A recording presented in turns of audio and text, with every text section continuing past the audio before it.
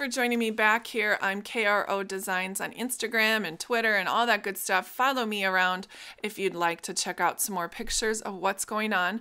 Today, we're going to talk about the 5 tips that I use regularly when I set up a planner to make it more streamlined and faster. We all know how long it takes to set up a planner could be like mind-numbing, days, weeks, several hours, just to make sure it's exactly the way you want it to look. Now, I want to speed up that process because I want to go ahead and write things, play, enjoy, look, do all that fun, relaxing things besides just setting it up. So here are my tips on how I'm going to do that. Instead of looking at a planner and talking about it, I just decided to do this really quick sped up hyperlapse of me setting up my B6 work planner using this fantastic kit from Everyday Wishes from Fairytale Scrapbook Club. So let's get to the tips and get moving along. Number 1, write out how many things you need for your planner. And I mean a permanent list. So I have a list section in the back of my work planner where it has all of the planners that I have currently, all of their sizes, not just the insert sizes, but the insert cover sizes and the dashboard inserts for my Foxy Fix dashboards. Now, once you have all of that written down, it's kind of like your master list. That's what you're going to use to build off of putting your list together for putting up this sort of planner. Now, what I do is go through my entire planner the way it was set up, and I take out the things that I don't want. I make a pile. And the things that I do want to keep and use again, I set in a separate pile. From that pile, I deduce or count how many insert covers and dashboards I already have that would work. Say you want an insert cover, but you want an acetate and a vellum for each insert cover. Once you've written all of that stuff down onto a piece of paper next to you on your work surface, it's going to be so much easier getting things organized to go get in your planner. All right, hopefully that made sense. Number 2, use a collection.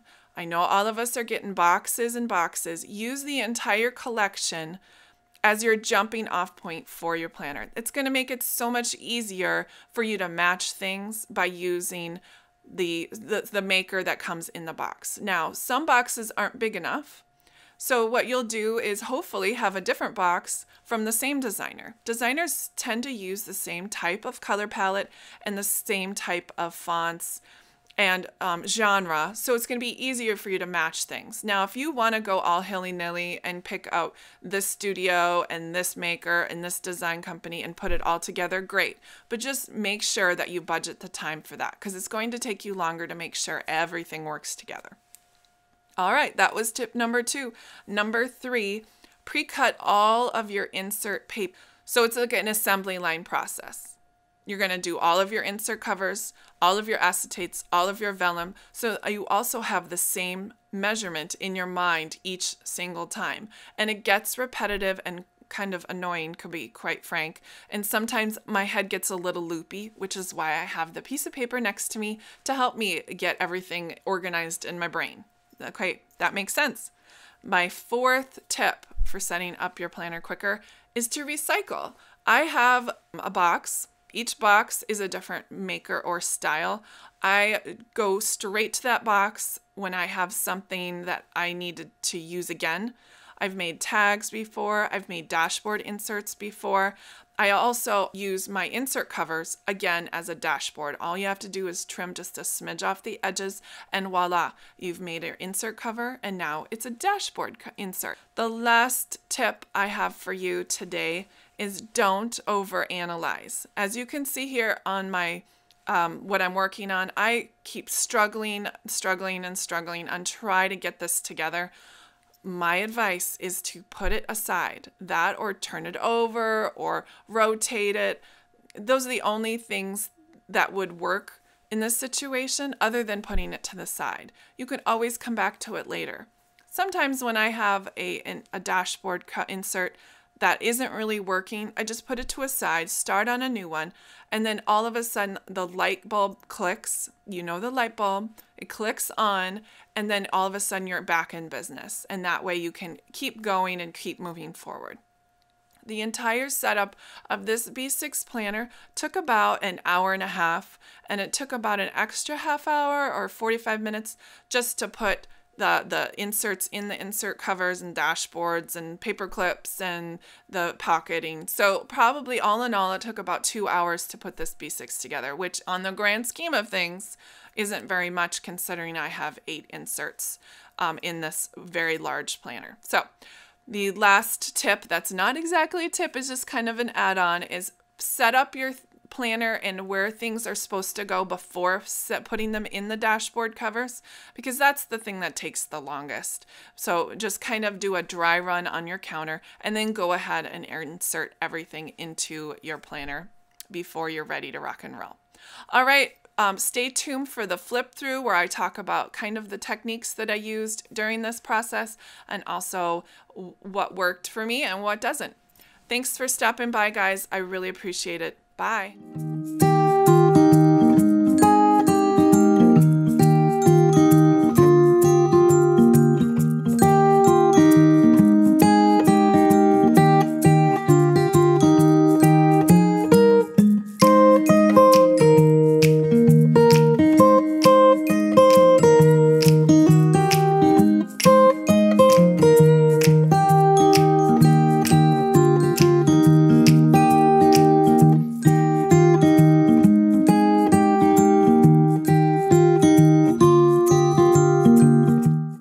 So now that we're all set up, I thought I'd do a quick walkthrough of all of the things I added after the video ended. It took probably another half an hour to fine-tune the things, but I'll walk through what I did.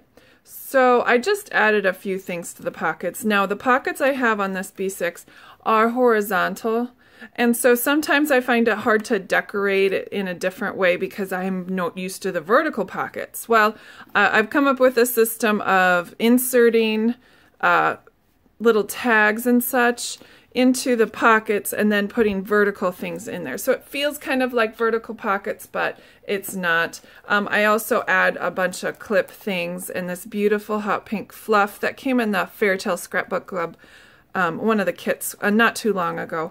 Also, I use paper clips and then use the end part of the paper clip. Just a second.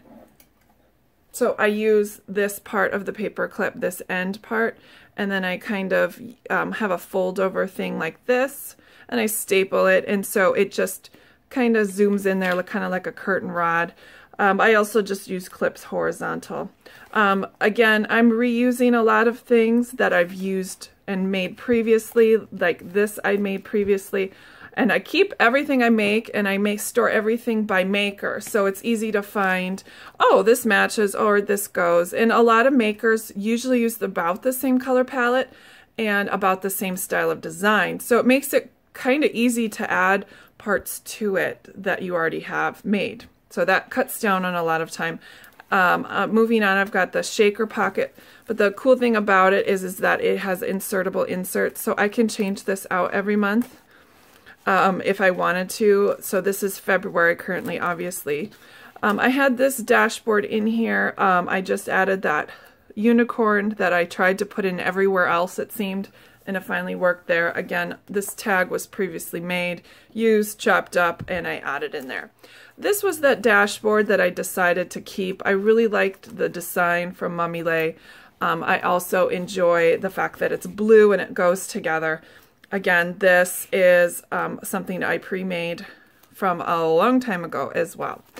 So if we look here, the changes I made on this sheet was that there is, if you can see, there's a sticker under here that's of a pine tree, and then I had some argyle sticker underneath here. I just went ahead and covered it up with this same tape as I used here for some continuity, and it looks like a fresh brand new insert for me.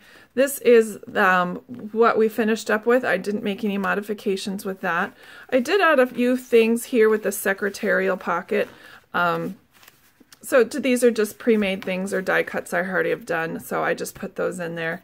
Again, these were also pre-made from a previous kit at a previous time, and I just used a paper clip and put it on there. Nothing new there. I could always add more things to this if I want to as I move down the road. Again, I love this huge hello ice cream.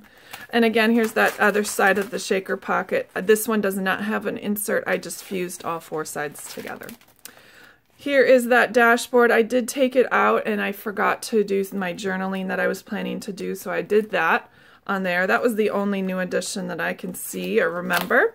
This one is Home Sweet Home. I just added this cute little umbrella to it. I loved this insert just the way it was, but I did add this heart shape part here, and I did leave the edge here flat, but I really loved the fact that it was kind of like it's coming out of nowhere. And then I added a few enamel dots, and as you can see, I used my pinking shears and I just cut the edge. I've never cut the edges of my insert covers before. I don't know why. I think if I had one of those die cut punches, that could look cute in this instance, but we'll see. I like it. It works for now. And on the back side, again, I added this to-do list as you saw in the video. I did pink the back there as well. This insert is just the way we made it. Again, this one is just the way we made it as well in the video. I really am happy with the way this turned out. It makes me very happy. Happy day. And again, I just took the TO off of here and I just left the day behind. And I don't have a problem chopping off the letters. I like how it kind of overflows. That makes me super happy. I love this one. This one is cute as well with birds. Again, 2 different collections, but again, they work together well. I do need to end up journaling down here. I did forget to do that. Those are those piddly dinky things that you can always do at Starbucks when you've got a coffee and you finish playing and you really don't want to leave yet. That's the kind of things that I can do there. I kept this dashboard like I said previously, and then I added this, it looks like a piece of airmail, and I added a couple stickers. So it actually is adhered down. I just kind of fake adhered it with this paper clip as well. Let's see what's here. I love this dashboard. I love how it turned out with the stitching, even though it got a little wonky. Doesn't matter to me. It's still imperfectly perfect. This amount of layering that went onto this, I was surprised. As you know, I was really struggling with this for a bit, and I'm really delighted that how it turned out. And again, that shadow with the background makes it pop so much more with that black.